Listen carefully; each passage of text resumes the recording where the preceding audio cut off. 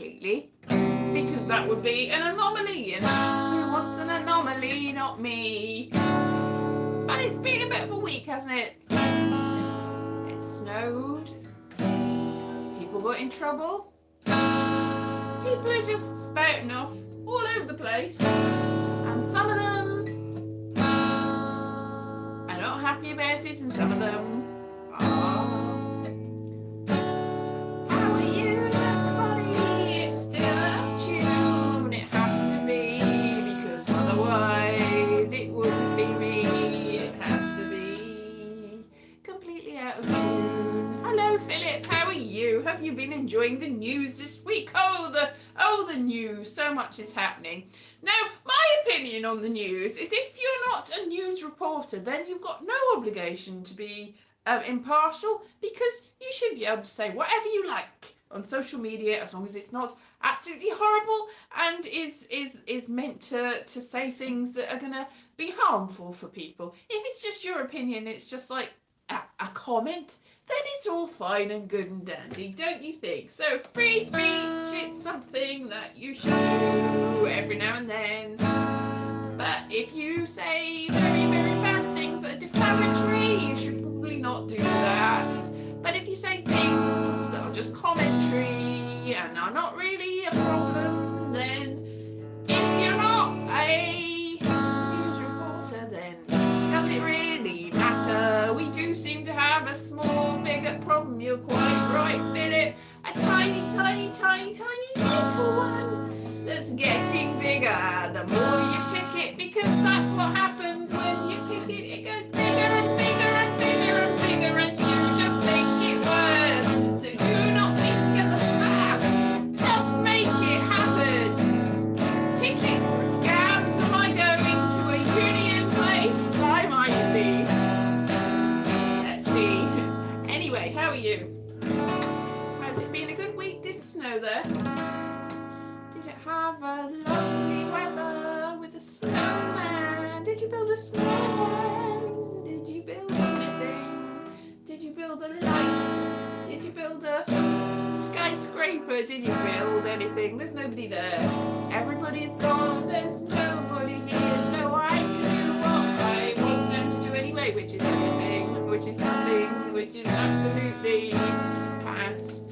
Talking of which, I accidentally left a pen in my washing. I did my washing yesterday. I thought, oh, it's about time. It's all building up. I haven't got anything to wear. So I put the washing in with a lovely new load of washing liquid, non-bio, and it was great. I thought, this is going to be absolutely fantastic. It's going to be fantastic. But I got a free pen last week, and I didn't notice that the free pen was in with the washing. So it was sort of bent when it came out. It was like, no.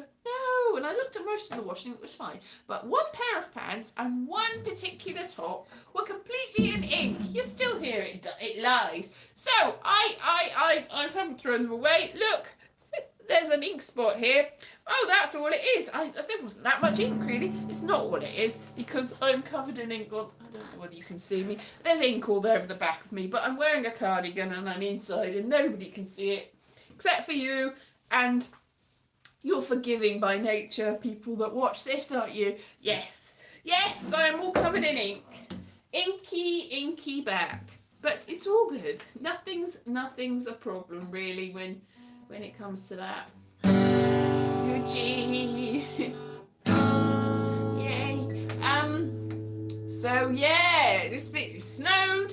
People have gotten problems in trouble for saying things that they shouldn't have said, but they should have said. You should say what you think, that the companies think so. Well, I'm back to unions. I'm a union man. So I don't know. It should. Yeah, the BBC. What on earth? And also, if you've been on TikTok recently, there's a particular creator that's inexplicably got millions of people following them, who has decided to just randomly attack another creator for no good reason. And it's like, what's going on? It's just, you're better off over here, I tell you that. I'm not massively popular here, but I'm even less popular there, because I don't go around being offensive and horrible to people. I think that's what it is. I don't go around picking fights, but some people do. and that's up to them really. But yeah, so here is really lovely and everybody is kind. That's a complete and utter fib. YouTube's not that kind, but it's better than the other place. It's better than the alternative. Social media is a terrible place. I don't know why we do it. Yes. Yes, exactly. And they're not silent. I mean, everybody's like, well, this is my opinion, I'm going to say it. Especially, right, and I've been reading the impartiality agreement and the impartial, blah,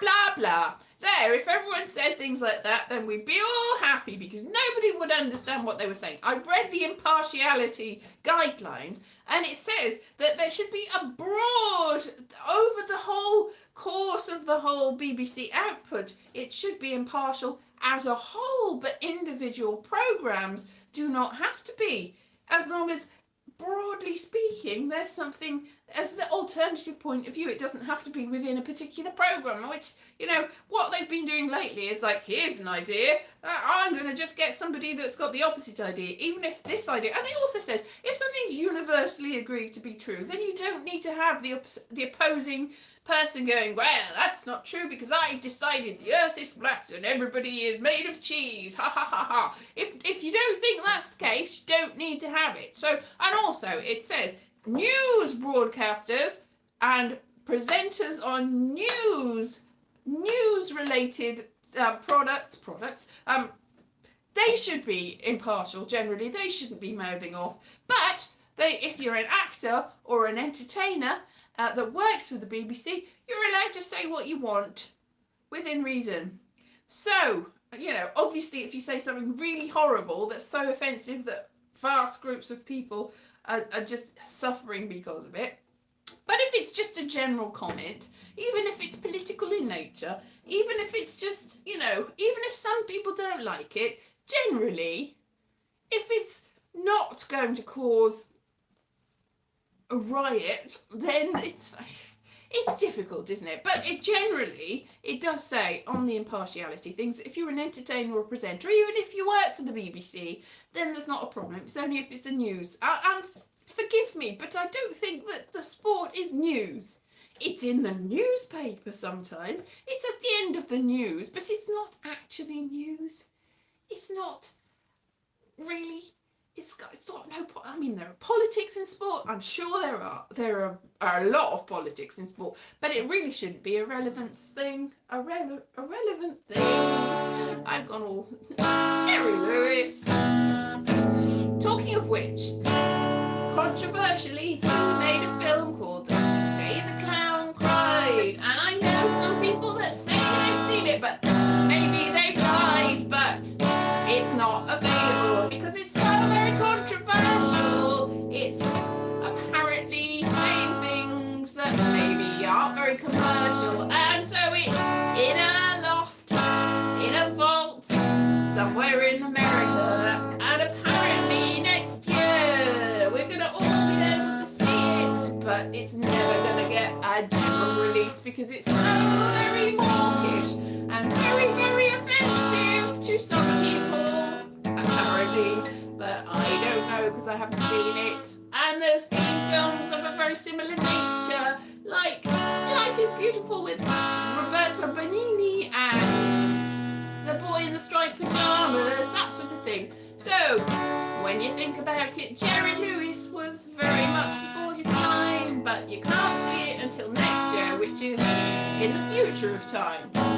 So you can see The Day the Clown Cried, which are friends of mine swear that they've seen it. Harry Shearer, who is does a lot of the voices in I was going to say South Park, it's actually The Simpsons, and is also in Spinal Tap as the drummer. He has gone on record saying that he's seen it and la la la, and it's terrible and it's so. But apparently French critics have seen it, and Jerry Lewis is very big in France, and they've said that it's a masterpiece, and they can't understand why it hasn't been released. But, you know, it's opinions, isn't it? But I know some actual people that say that they were with Harry Shearer when he was watching it, they saw it as well. And they're sort of, yeah, on the fence about it, really. But one of them is sort of not a big friend of Jerry Lewis, because he arranged a massive, huge charity event in the 2000s, the early 2000s. Big laughter, something about laughter, high on laughter, it's something it was called. And Jerry Lewis got invited over, and everyone said to him, Jerry Lewis isn't that big in Britain, especially in the 2000s. He's not that big. You're not going to get that many people watching it. Are you sure? And this person had invested most of their money. They'd inherited money. They got money from parents, and they had quite a lot of money, but they spent it all because they were a big fan of Jerry Lewis, and they thought they were going to do good in the world, and that they'd get their money back, because even though it was charitable, it would also have made money, So it's a mixture of charity and profits. Unfortunately, that is the time that Jerry Lewis was suffering from illnesses, and I think he was on cortisol. He was on some sort of medication anyway, and he collapsed just before the show and had to go rush to hospital. Didn't do the show. The show was not a huge success, and this person lost all their money. And so they say that they've seen The Day the Clown Cried, but they saying it's terrible. Obviously, they've got a little bit of a contretemps with Jerry Lewis, who was a well-known comedy genius, but also said that he didn't think women were funny at all. He didn't like women. He liked women, but he didn't like women in comedy. He thought that they shouldn't have been there. So even though I wouldn't, as a youth, thought that Jerry Lewis was very funny, not at the time. I wasn't alive when he was like really big in the 50s. But I like a Jerry Lewis film in the same way as the early Woody Allen, which is controversial, late Woody Allen. Early Woody Allen's funny, and I sort of like Jerry Lewis. Anyway, so Jerry Lewis let him down, so he said that the film was terrible, but then he would say that, wouldn't he? So who knows? So maybe The Clown That Cried, The Day the Clown Cried, The Clown That Cried, The Day the Clown Cried is apparently in a vault in a museum, and it will be partially released, although whether it's been actually completed is maybe not, maybe not, but next year, so we can see that, we can all see that and go, oh yes, it's a good job I stayed in the vault all this time. Why did I think about that? I just looked it up this week, and also it's sort of relevant to the situation with what Gary Lineker said, but not completely, because that was set in the 40s, and Gary Lineker said it was something to do with the discourse that sounds like the 1930s, and that's a different thing, because it's the run-up to, not the actual thing, so he didn't actually say that it's like the things that happened afterwards. It's like the talk that happened before the thing. I've got Jerry Lewis again. So, who knows? So, Philip, are you still there? Because it says that nobody is here. Nobody's here now. Nobody's here. Everybody's gone away. I usually get 1 or 2 people, but no, I haven't. It doesn't sound very good. It sounds really terrible. It sounds really misguided. It sounds like a bit of a strange thing to make a film about. If you look it up, you'll go, and you'll probably say, no, I don't think so. So it's probably a terrible film. It's probably a misguided film. It's probably the sort of film you go, why did you make that? And that is why. And that is why it's been in a vault for 40 years, maybe even 50 years. A long time anyway. So, yeah. It's still lying. It is lying, but I've only got one person watching me, which is you. Philip, thank you for keeping me company. Usually I have more than this. I don't know. Somebody that usually sees me came to stay with us this week. Hello if you're there, but maybe they didn't like me, so they decided not to come and watch me. If so, I'm very sorry. They got me chocolates for my birthday. Not my birthday till next month, but I've got chocolates already. Ha ha ha ha. Chocolates forever. They were very nice. They were Montezuma. You're here! I thought, oh, you've been very quiet. It's like, no, I must have offended you greatly. But I love the chocolates. Thank you very much. And I very much like the fact that you bought me pizza. That was very nice. I'm very, very happy about that. No, it says nobody's here, and there's 2 people here. At least 2. So that's good. Yay! And I've got chocolates. And I haven't got pizza anymore because I ate it. Oh, good luck to your cat. I mean, good love to your cat. I mean, I don't know what I mean. Oh, Jerry Lewis again. Oh, no. Yes, the Jerry Lewis. I read a biography of Jerry Lewis and Dean Martin when I was younger. Oh, poor little cat. Yeah, Jerry Lewis and Dean Martin, which called something about You're Nobody Until Somebody Loves You. I think it was called. I think it was by John Lahr, who also wrote who was Bert Lahr's son. Who's still Bert Lahr's son, but Bert Lahr's no longer. Bert Lahr is the Cowardly Lion. And John Lahr also wrote Prick Up Your Ears, which is the Joe Orton biography about the whole thing, and he edited the Orton Diaries. They're very nice, yes. I'm very glad that the Orton Diaries are very nice too, but I was just talking to Stephanie about, yes, the chocolates are very nice. I'm going to savour them. Chocolate. Yesterday I had some chocolate and I've still got some. Yes, and so that, what was I saying? Yes. So that was an enlightening. I did enjoy reading that I like reading biographies. So it was all about how they made a career and they got on and they were big friends, and then something happened and Jerry Lewis wanted to, who's quite a lot younger than Dean Martin. He sort of got it. What happened was Dean Martin was like making jokes and being funny and doing mainly singing, and Jerry Lewis sort of strong-armed. He was like, I'm going to be in on this act. I want to be part of this act. So he sort of, not forced him to be a double act, but sort of went on stage while he was on stage and became a double act. And they were quite successful for a while. And everyone said, oh, well, they split up. That Jerry Lewis is going to be so successful, but Dean Martin's nobody without somebody that loved him. Nobody without Jerry Lewis.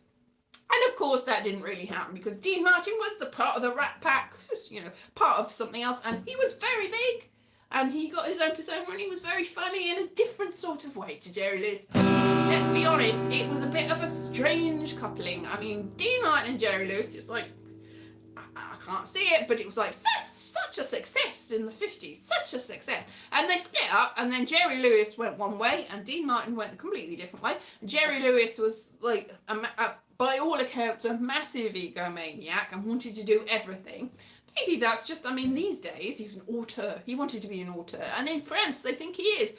But Jerry Lewis is he's not anymore, obviously, because he's not around. But he was very into doing everything. And if that had been these days, everybody would have gone, yes, Jerry Lewis, you are indeed a genius. But at the time, no. It was like, no, you can't do everything, what are you talking about? And also he had some Farrelly Brothers type humour. Before the Farrelly Brothers, apparently he wanted to have a scene where he was kissing an old lady and he decided to kiss her for about 20 minutes. And it was like really graphic and he was doing the whole thing. And everyone's like, that's... Well, it's the sort of thing that if you watched Dumb and Dumber, that sort of thing, that would, in the 90s, that would have been perfect. But in the 60s, that was like, what are you doing? Are you sure?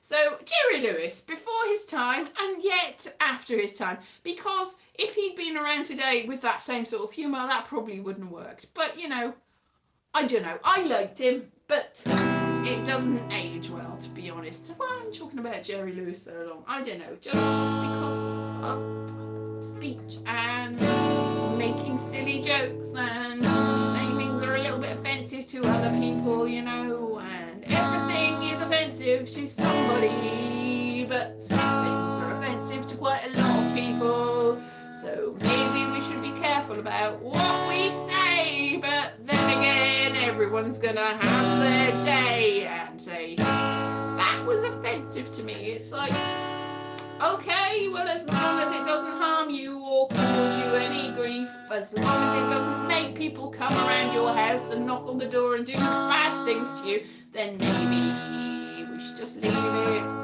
But if it does make people do bad things to you, then we should probably not say the things that we do. But if it doesn't do any harm in the long run, then maybe we should just say things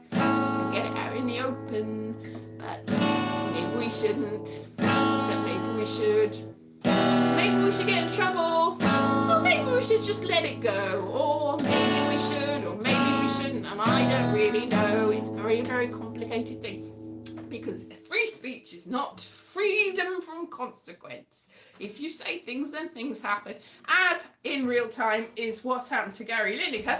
But then again, other people get away with saying very much worse, and nothing happens to them.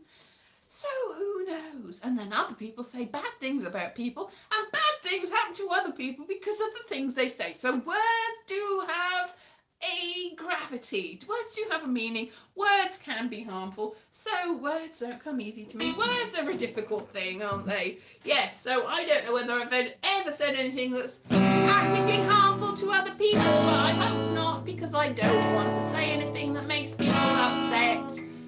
But some people do, and that's their prerogative. But if people get upset at them, then they shouldn't get upset that other people are upset at what they've got upset about, because it's a bit of a domino effect. And if you say bad things, then bad things might happen. But if you say bad things, then bad things might not happen. And you should probably be a little bit cautious, or you should be incautious. You should say what you think, but not if it's going to cause a really big problem, because you should have a little bit of tact and diplomacy. That's very important. And you should compromise. I know people say that compromise is bad, but compromise is not bad if it helps people in the long run. Compromise. Don't compromise your ideals, but compromise on saying things that are going to hurt people's feels, because everything is a little bit dangerous, but everything can be offensive, and everything can hurt somebody, and you have to think about that and balance it in the long term and say what you think, but realise that other people might not be happy about it.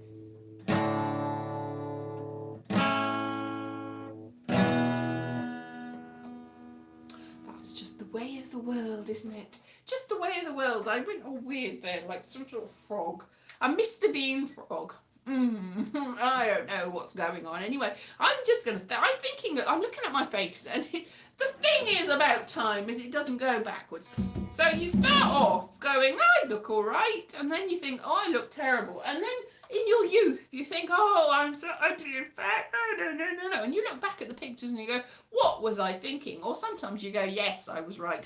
But the older you get, the better you get, or the worse you get. Either way, you don't look the same. You're not going to look the same. I don't look the same. I'm looking at my face going, that's not what it was. But then I see other pictures of me and go, oh, I look better than that. And I see other pictures and I go, I do not look better. I do not look better. So, I don't know. I saw a video of me with a comedy partner that I used to have. But we did things.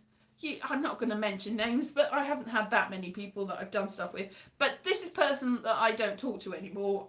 It's not my fault. It might be my fault, because I probably did say hurtful things, but I couldn't remember saying them. That's the trouble. It's like, you know what you've said. It's like, do I?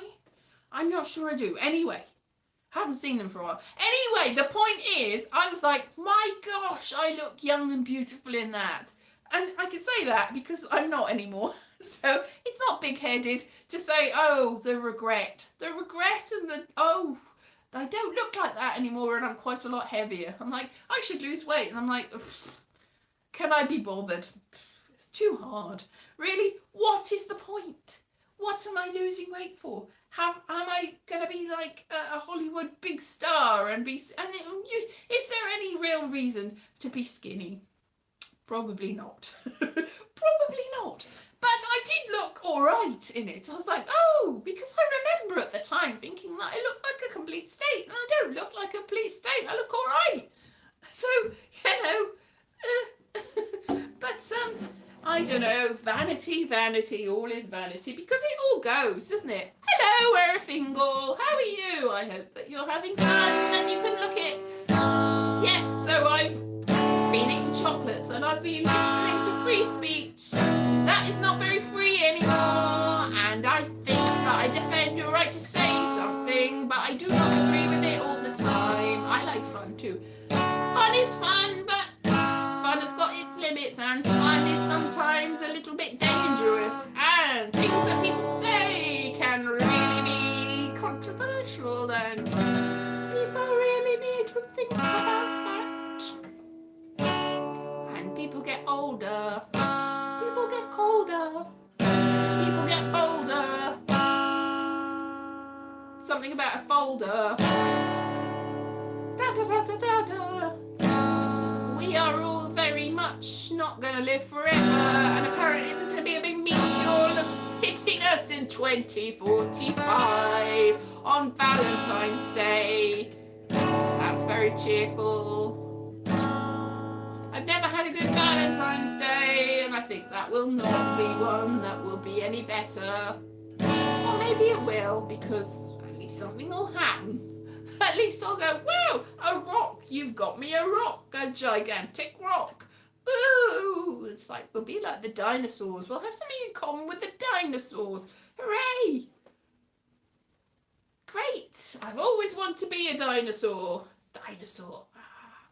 Yes, I've been rewatching Doctor Who, by the way, and we just got to the Dinosaurs in a Spaceship episode, which is a Chris Chibnall one.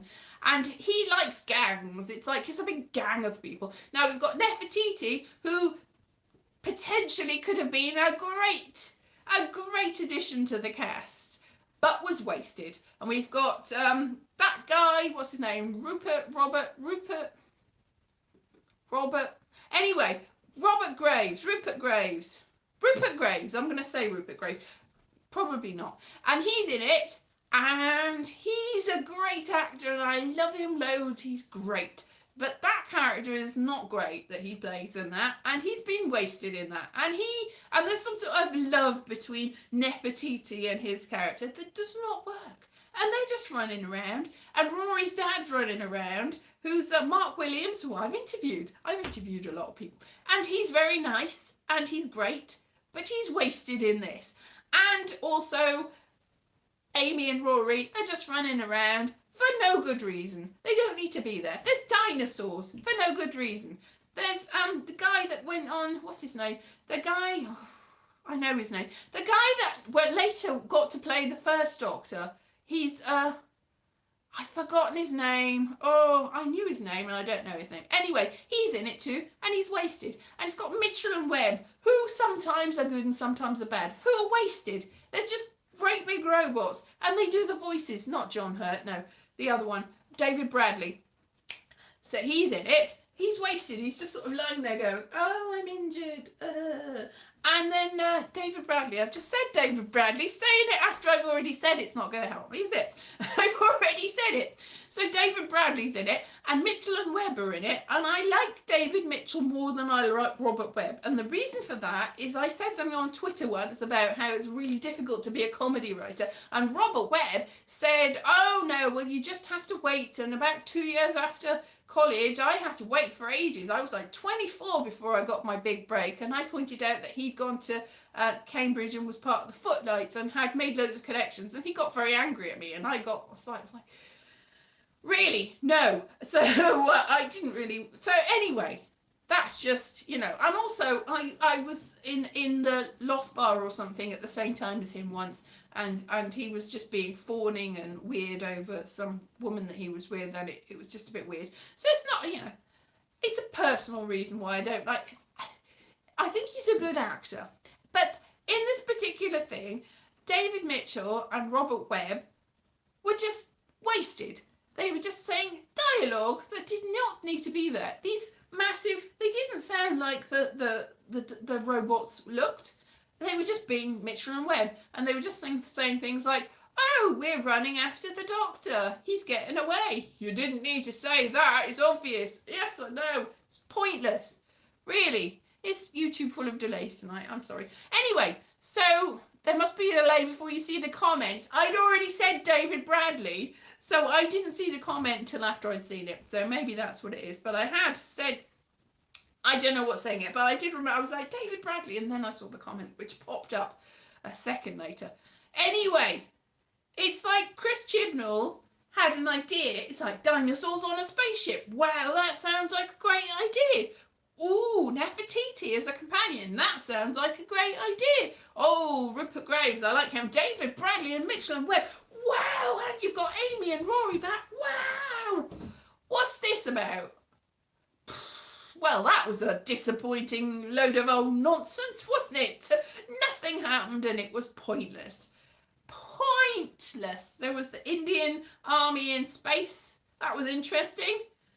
And pointless. It made no difference to anything. There was no stakes. It's like we're running around for no reason. What is the point of it? So it's like very much like when Chris Chibnall took over. He likes the gangs and he likes the he's throwing it all at it. That's a good idea. That's funny. The dialogue sounded like, I thought at first it was like an 8-year-old had written to it, but it's full of something tonight. But it's actually like a 3 or 4-year-old had written it. It was pointless. It's like, you know, my school friends used to do stories and then it would be, and then it was all a dream, ha ha ha. And that was basically what Dinosaurs on the Spaceship was. I hope I don't make Chris Chibnall because I've just said awful things about him, but it's free speech, isn't it? And I've said bad things. Chris Chibnall's probably very, very nice and he's got the ideas, but he throws them all at once and he doesn't do very much editing. He just does the first thing that comes into his mind and then he goes, that's good enough, that'll do, that's fun. And it is not fun. Anyway, so I leave you with that. Dinosaurs on a spaceship. Whoa, what a brilliant idea. Okay, so potential wasted, which is really what this whole thing is about. This whole thing has been about wasted potential, wasted things that could have been that never were. And that was the theme for the whole thing. How much snow did I get? Wasted potential. That's my point, isn't it? I went out, I was like, look at the snow. That's going to stick. That's going to just snow before there was supposed to be snow. That's going to be amazing. And then I went out again and it had gone. It was melted. And then it tried again and it was just wet and awful. And we didn't get much snow at all. It was like, snow! Yay! I can build a snowman. I can throw snowballs. I'll have so much fun. I'll be like, I'm 5 again. But no, it all melted and it was very disappointing and wet. Very much like Chris Chibnall's version of Doctor Who. Oh, so much potential. That could have worked, but it didn't. It didn't. So let's see what happens next year, this year, next time, never, whenever it is. And we'll go with that. Anyway, I've alienated anyone that doesn't like Doctor Who. I've alienated anyone that thinks Gary Lineker's a terrible person. Alienated everybody that's had anything to do with anything that I said today. But never mind. It is what it is. And I've freedom of speech. I can say what I like. And everyone will go, no, you shouldn't have said that. And I'll go, probably you're right. I can admit when I've said a load of old nonsense. Which is all the time. Okay, I will see you next week. Have a lovely, lovely, lovely week. And eat lots of chocolate. Which is what I'll be doing, probably. Yes. And this is probably why I don't look like I did all those years ago. Be well. Bye-bye. See ya.